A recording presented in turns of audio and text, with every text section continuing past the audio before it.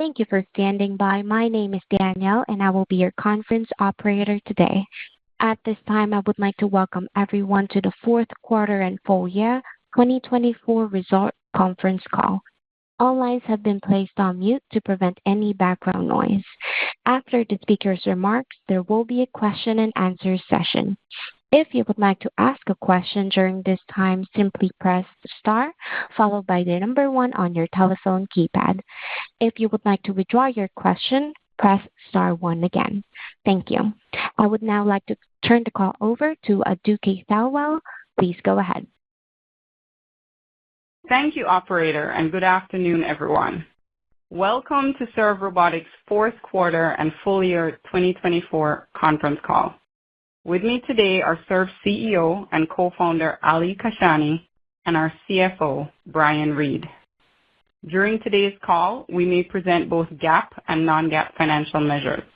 If needed, a reconciliation of GAAP to non-GAAP measures can be found in our earnings release filed earlier today.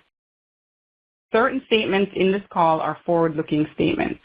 You should not place undue reliance on forward-looking statements.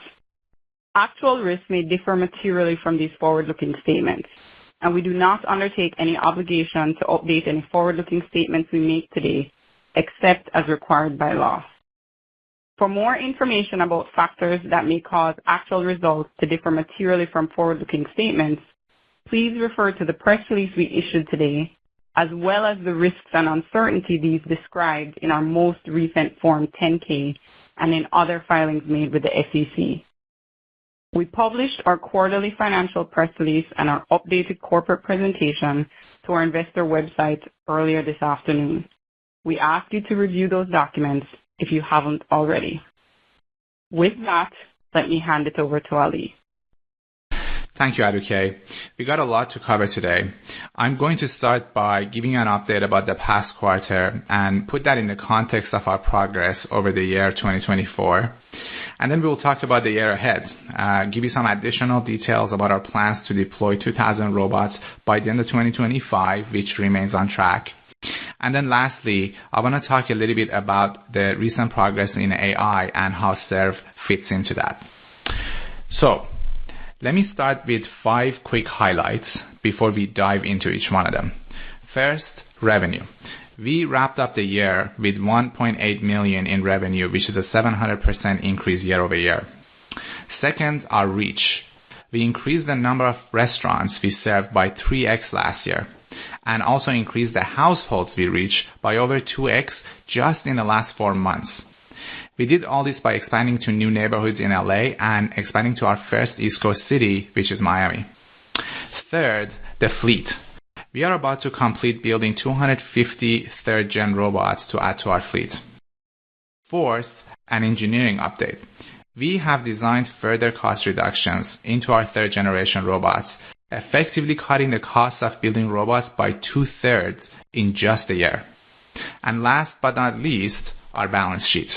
We massively improved our cash position, became debt-free, and increased our capital efficiency by saving $20 million in future capital costs, which Brian will discuss later. Now let's dive in. As you can see, we've been growing fast on all fronts, expanding into new neighborhoods and cities, onboarding more restaurants, scaling our fleet. In LA, we launched in downtown, Sawtelle, and Westwood just in November, instantly increasing our household reach by 50% and tripling the number of restaurants we serve compared to the start of the year. We also didn't stop there. Since January, we added Glendale and Long Beach. Plus, we also expanded beyond California for the first time to Miami. Today, we support over 1,000 restaurants and reach over 300,000 households. That's a 2x expansion in market reach in just a few months.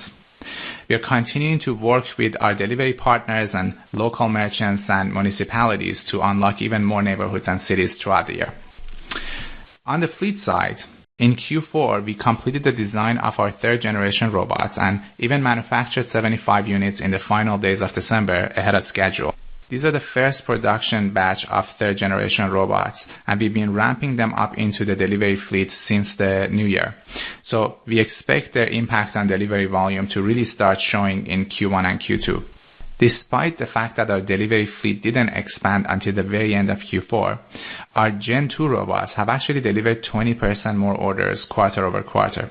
And this is primarily because of optimizing our operation and expanding our reach.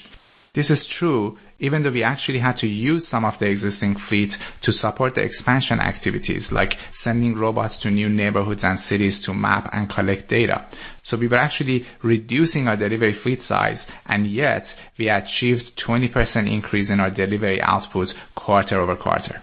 If you look at our daily active robots and daily supply hours, the numbers have remained roughly the same as Q3 since we did not expand the fleet until the very end of Q4 last year. We had 57 daily active robots in Q4, up 81% from 29 robots in Q4 of 2023, and comparable to Q3's 59 robots.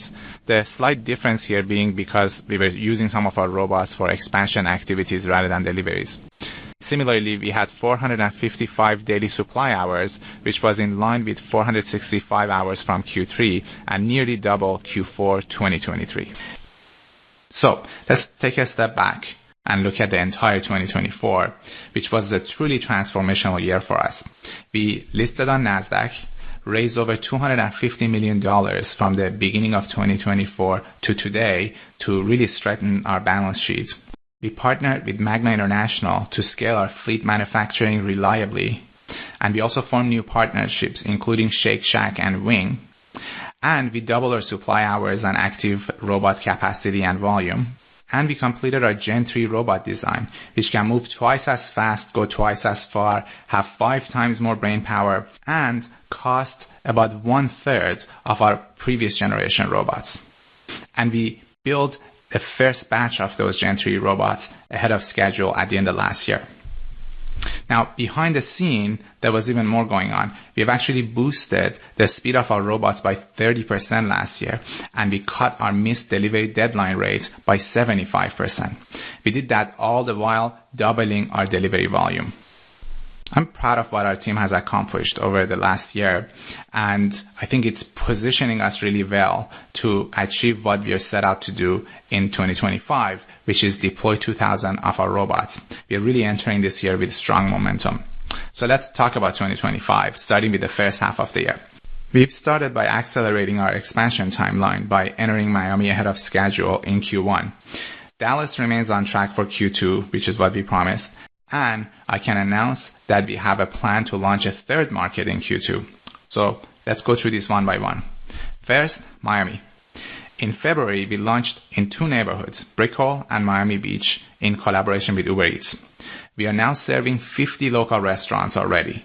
This includes 2 important brands who signed with us right at launch, our existing partner Shake Shack and our new partner, the beloved local pizzeria Mr. O1. This news may come as a bit of a surprise since we hadn't shared any plans to launch Miami in Q1, but we did see a demand from our partners and decided to take the opportunity and move quickly. Next up is Dallas. We are on track to launch in Q2, bringing our robots to neighborhoods like Uptown and State Thomas. We also expect the first deployment of our Wing partnership for multimodal robot-to-drone deliveries to take place once we launch there. Last but not least, I'm excited to share that we are bringing Serve Robots to Atlanta in Q2. This is another great city because it has dense commercial and residential neighborhoods, really good walkability and mixed-use developments, and a thriving restaurant scene. We're really hopeful that as we scale in Atlanta, our robots are going to actually help reduce the grid-like traffic there and improve congestion by taking these short-distance deliveries off the street.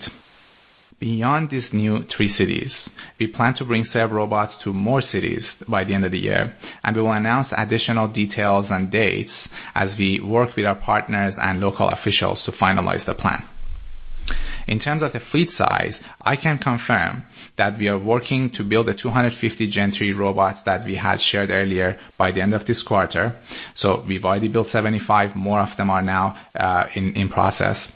We're also currently ramping up those 75 robots into our delivery fleet, and we expect that all these 250 robots would be fully deployed and in deliveries by the end of Q2. So the real volume impact that we expect to see from these robots are going to be seen mostly in the second quarter. As is typical with new hardware rollouts, we will have to deal with hardware and software adjustments, any kinks that we need to figure out. So to really bring these robots to true productivity is going to take a few weeks of effort. These 250 robots are really meant to provide us valuable insights before we get to the larger scale up that we are going to have in the second half of the year. So beyond Q1, I have another important update for the additional rollouts. I'm very excited to share that we've achieved another 30% cost reduction in our next batch of Gen 3 robots compared to the current batch we're building. So if you recall, our current batch had a 50% cost reduction compared to the previous generation robots. This is something we announced back in October. But the following batches are going to be even 30% cheaper than the current batch. So in total, that means that our Gen 3 robots that we're building later this year are going to be 35% of the cost of our Gen 2 robots, almost a third. This is a result of a very aggressive focus on our profitability goals, and I'm very proud of what the team has achieved in a few short months as we prepare to scale up. This basically means that the rest of the 2,000 robots after the 250 we are building this quarter are going to be the cheaper new robots. And we are on track to build them in the second half of the year at a cost that would be millions of dollars less as a result of this cost down. Our plan is to build 700 of these new lower cost robots in Q3 and then the rest of them in Q4. We're going to share more updates obviously as we go through and get closer to these dates. A lot of the work we are doing this quarter and next quarter is really preparation for our big scale up in the second half of the year. I mentioned the additional robot cost reduction as an example, but there is a lot more effort that's going into hiring and training staff, preparing internal tools and operating procedures, working with our partners and municipalities, sending robots and staff to map and collect data and run tests in new cities and neighborhoods, etc. So our number one priority in the first half of the year is getting ready for the second half of the year rather than any short-term targets. So I expect we see volume growth and revenue growth in Q1 and Q2, but mainly as an outcome of the work we are doing to prepare for that big growth push for the second half. Now, on top of those efforts I mentioned, we are also trying to build redundancy in our plans. We want to make sure that we have layers of contingency in place just in case unexpected things happen, whether it's government dynamics changing or there's shipping delays or any factors outside of our control that could threaten our timelines in a given market. We want to have additional options, such as going deeper in given cities like LA and Miami, both of which have significant demand for us to meet.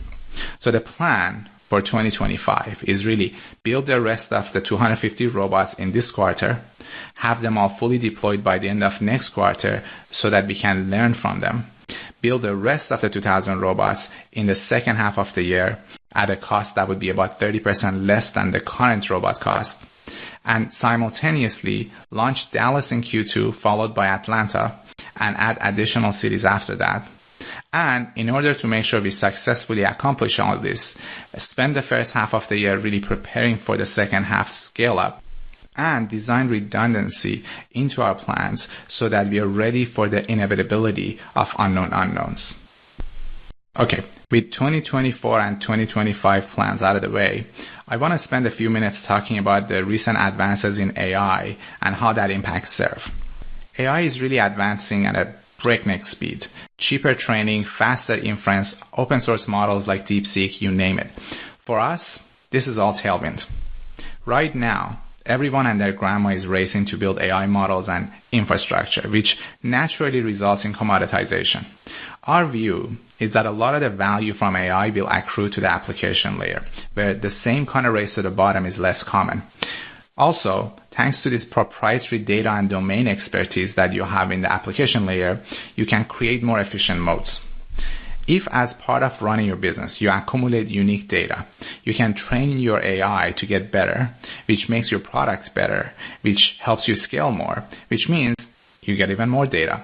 You can collect this data at lower and lower cost, eventually even while making a profit. So this flywheel really gets going and it becomes harder and harder for new entrants to compete with you. Serve is a great example of this. Our robots, they're an application layer on top of AI. They're really AI embodied.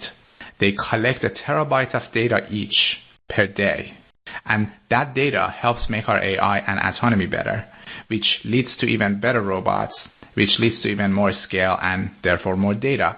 So you see where this goes. This flywheel really gets going.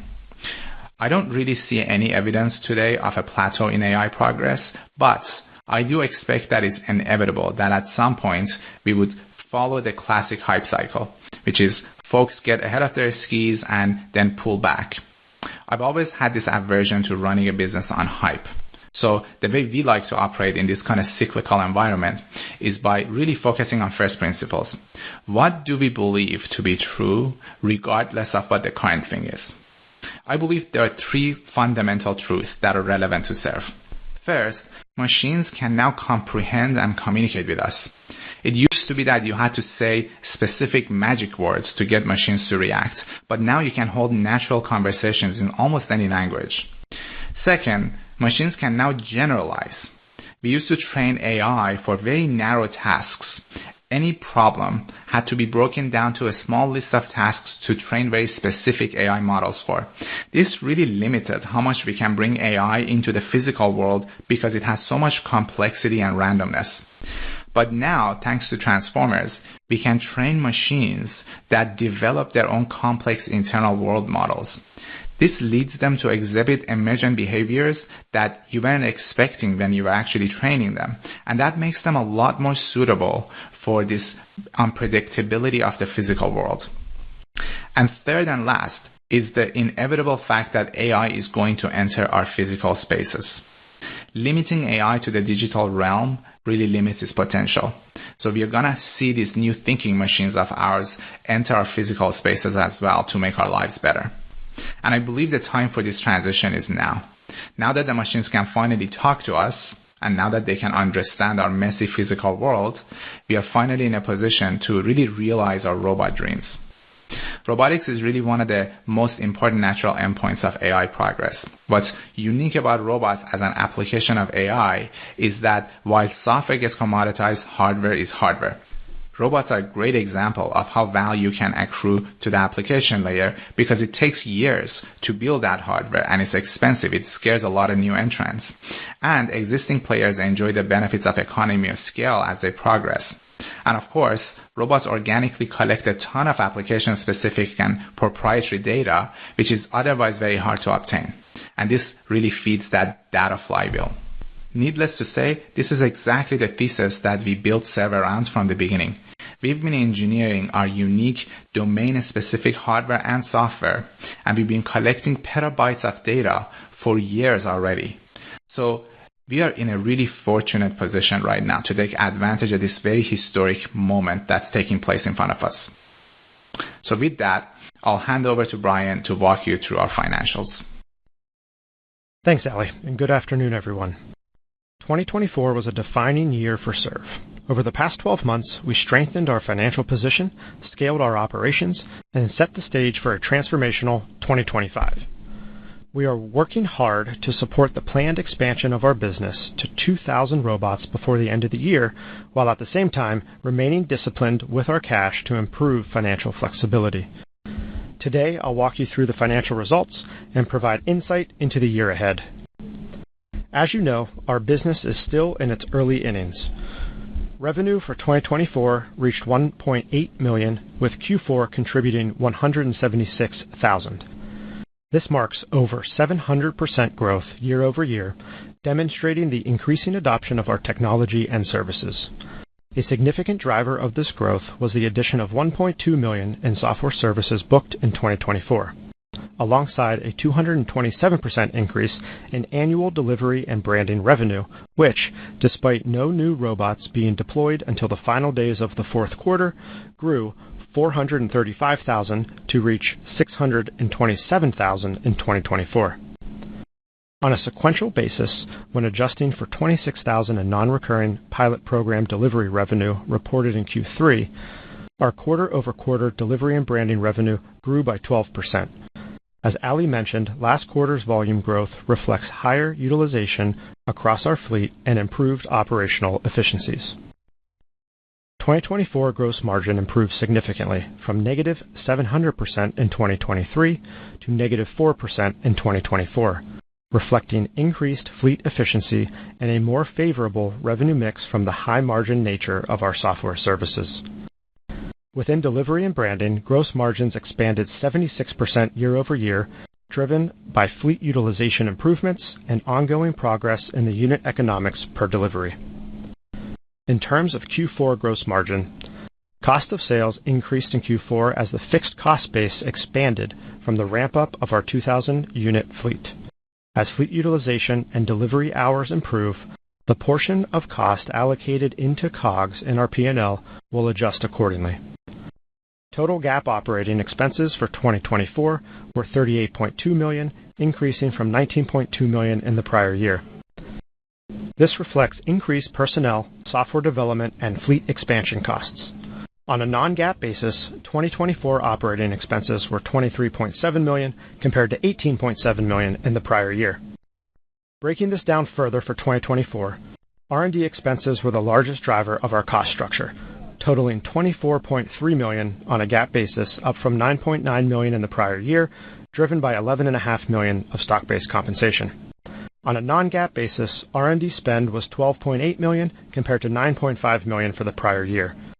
This increase aligns with our ongoing investment in fleet scaling, next-gen hardware, and autonomous capabilities. General and administrative expenses totaled $10.1 million, increasing from $4.6 million in the prior year. The primary driver here was stock-based compensation expense, infrastructure investments as we strengthen our internal systems and governance, and headcount expansion. On a non-GAAP basis, G&A expense was $7.3 million. For our fourth quarter, total GAAP operating expenses were $12.9 million, increasing from $8.3 million in Q3 and $6.5 million in Q4 the prior year. On a non-GAAP basis, Q4 operating expenses were $8.4 million, compared to $6.1 million in Q3 and $6.2 million in Q4 last year, which compared with a doubling of delivery volume demonstrates our continued discipline in managing core expenses. Breaking down Q4 further, R&D expenses remain the largest driver, totaling $6.8 million on a GAAP basis, up from $5 million in Q3 and $2.8 million in Q4 last year. On a non-GAAP basis, R&D spend was $4.4 million compared to $3.3 million in Q3 and $2.6 million in Q4 last year, reflecting controlled resource growth while ensuring continued innovation. General and administrative expenses totaled $5.2 million, increasing from $2 million in Q3 and $1.2 million in Q4 last year.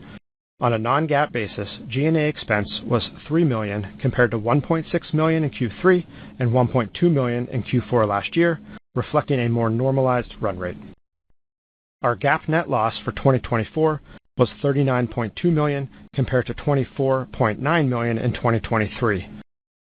Q4 GAAP net loss was $13.1 million compared to $8 million in Q3 and $7.1 million in the same period last year.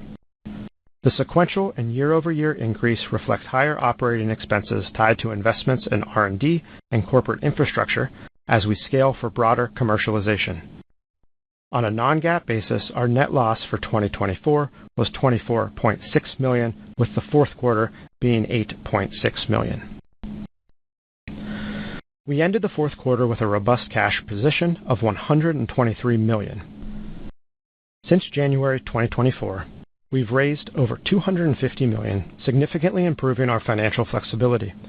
During the fourth quarter 2024, we received $80 million in proceeds under a previously filed ATM facility at a weighted average price of $14.04. Following the end of the year, we completed an $80 million registered direct offering at a $19 price per share with institutional investors. Due to our strong cash position, we no longer anticipate funding of our 2,000 robot fleet through equipment financing. This results in cash savings over the next 2 years of approximately $20 million due to the removal of interest and buyout purchase options. Earlier today, as part of our disciplined approach to capital management, we established a new shelf registration and an at-the-market equity program, which remains subject to SEC review. As we just reviewed, Serve is fortunate to have a strong cash balance to support our growth, so we do not have plans to raise additional capital in the near term. This new structure is meant to provide us with continued flexibility to act opportunistically, whether it is to fund additional fleet expansion or capitalize if and when opportunities are presented. We believe we successfully utilized this approach in December to strengthen our balance sheet while carefully managing dilution. As a result, our enhanced liquidity position provides us the ability to operate the business from a position of strength. Looking forward to 2025, we are focused on scaling our fleet to expand top-line revenue and strengthen our margins. We remain on track to deploy 2,000 robots by year-end 2025. After working hard to lower the cost of our robot by another 30% over and above our previous 50% cost reduction, the fleet rollout will accelerate in the second half of the year with at least 700 reduced-cost Gen 3 robots built in Q3 and the remainder built in Q4. First quarter 2025 deliveries are on pace to exceed Q4, even as we focus on operational readiness for the second half scale-up. Software revenue remains non-recurring, and our long-term revenue model remains focused on building and deploying 2,000 robots, targeting $60 to $80 million in annualized revenue once the fleet reaches full utilization estimated in 2026. As you would expect, we are planning for increased capital expenditures during 2025, with investments in tooling, expansion costs, and fleet build-out being thoughtfully sequenced. Our current cash position following the January offering and debt-free balance sheet give us the ability to execute our business plan from a position of strength. Estimated shares outstanding as of today are approximately 57 million shares. Last, I am pleased to announce that our audit committee has approved the transition to PricewaterhouseCoopers as our independent auditor, replacing DBB McKinnon following the completion of our 2024 audit. The audit committee's appointment of PwC, a firm with a global reputation for auditing tax and financial services, reflects the company's commitment to maintaining robust financial oversight and corporate governance. We sincerely thank DBB McKinnon for their partnership and contributions to Serve over the past several years. During 2025, we will be investing in ERP upgrades and data transformation initiatives to further strengthen internal controls and enhance operational efficiency, further reinforcing our commitment to financial discipline and scalability. In closing, we ended 2024 with our strongest cash position ever, and we will continue to remain disciplined in managing core expenses. 2025 will be focused on executing our expansion into new neighborhoods and cities, onboarding more restaurants, and scaling our fleet. With that, let me turn it back to Aduke for Q&A. Thank you, Ali and Brian, for those detailed updates. We'll now transition to the Q&A session. First, I'd like to express our gratitude to all the investors and analysts who submitted questions over email. We really appreciate your engagement. Our first question, I think this might be appropriate for Ali. You mentioned that robot costs have been lowered. Does this mean you removed technology or made major component changes? How was this cost reduction achieved? Thank you. That's a great question. No, we did not remove any technologies or capabilities or components. This was primarily done because of improvements to our supply chain, an area that we've been investing in a lot internally.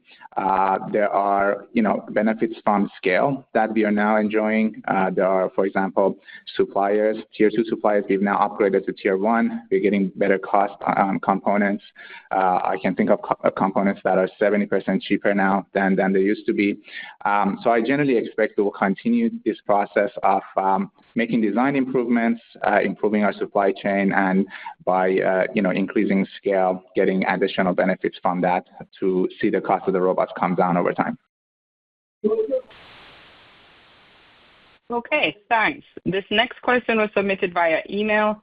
Can you say why you focused on the second half for the robot rollout?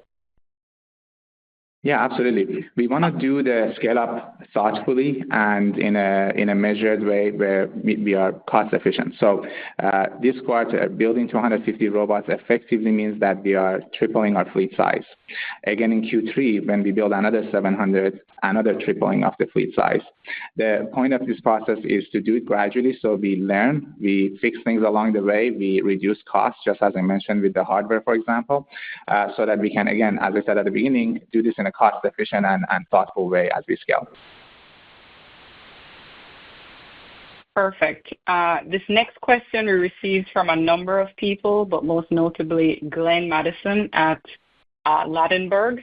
Can you comment on recent developments with NVIDIA? Ali, do you want to take that one? Yeah, absolutely. What developments? We have really no ability to comment on NVIDIA's behalf. I want to be clear on that. But I do want to emphasize a couple of things. NVIDIA isn't really privy to any material confidential information about Serve or vice versa. They invested in Serve in 2021, 22, 23, and 24, right before our IPO. That's when we were a private company, and they exited that position when we became a public company. What's most important, what I can comment on, is that they remain a key partner for us on the technology side. That partnership has not changed. Our robots continue to use their technology. Even the robots we are building later this year are using those NVIDIA chips. So we are continuing to work together, and that hasn't changed. Okay, thank you. Next question. In recent weeks, we've learned more about planned policy changes and tariff introductions. Do you anticipate any impact on your operations? Brian, do you want to take this one? Sure. Thanks for the question. So obviously, we're monitoring developments on a daily basis to understand what the impact's going to be. The bottom line is right now we don't anticipate any material impact to our operations. We have a global supply chain and hardware team who are working to diversify the supply chain. We have some exposure in China, but that's going to be an immaterial impact when we think about our country of origin for the parts that we're getting. And I think really importantly, like we talked about on the call, is we're seeing further cost reductions throughout this year for the remainder of the fleet. So hopefully, should policy changes come in that will impact us, we would be able to offset those with some of the additional reductions in this year. Okay, perfect. Next question comes from Mike Lattimore at Northland. We've seen that there were recent wildfires in LA. Any impact on Serve? Will this slow usage or rollout plans in new neighborhoods? Ali, do you want to take this one? Yeah. No, there wasn't any impact to our rollout plan. We had a few team members who had to unfortunately deal with evacuations. We experienced a few days of lower volume than usual, but compared to the impact to the broader LA community, the impact to us was very minimal and brief. Okay, thank you. Next question is from Aaron Kessler at Seaport. Can you give an update on the Vibu acquisition? I can do that. Yes. We've had some issues on the closing conditions right now, so the deal has been on somewhat of a pause until we work that out. The discussions continue. Hard to say where it would end up, but it's not a material transaction, but if any updates come up, we would share that with everyone. Okay, thank you. Follow-up question, Ali. How are things going in Miami? Things are going great. Actually, we are seeing good utilization of the robots. We have 50 restaurants already onboarded. The growth is looking to be on the right track. We are excited to expand further there. In fact, in some of our key delivery metrics, we are ahead of schedule. So overall, I would say we are very happy with what we are seeing, and we are going to continue to collect data there to improve our models and our operation overall. And as we do, we are going to scale the size of the robots further. Okay, thank you. Our next question is from Mike Lattimore at Northland. Can you provide any updates on the Gen 3 robots' performance? Are there any early insights available on how well the new hardware is working in the new market? Yes, I'm happy to do that. The robots are looking great compared to a similar time frame of the previous generation robots. They're performing much better. We are obviously rolling them out in stages so that we can learn and detect any problems and put them really through their paces before we scale even further. The most important achievement we needed in Gen 3 robots was the ability to scale them efficiently and quickly. The manufacturing had to be scaled efficiently and quickly, and we're very happy with that manufacturing process. So the early results are positive, and we're going to keep learning and improving. Okay, and this is our final question. It comes from Mike Lattimore at Northland. What are your expectations now for 2026 and beyond? Do you still think the market can absorb as many of your robots as you can produce and optimize? Ali, do you want to take it home? Absolutely, yes. We do believe we see a strong demand for the robots, both in the existing markets as well as in new cities and even new countries. Ultimately, we really believe that the significant cost reduction in last mile delivery will keep even accelerating the rate of growth that already exists in demand for last mile. And that means there's going to always be demand for these robots. Okay, that's all our questions for today. So thank you for participating, and I turn it back to the operator. This concludes today's conference. You may now disconnect.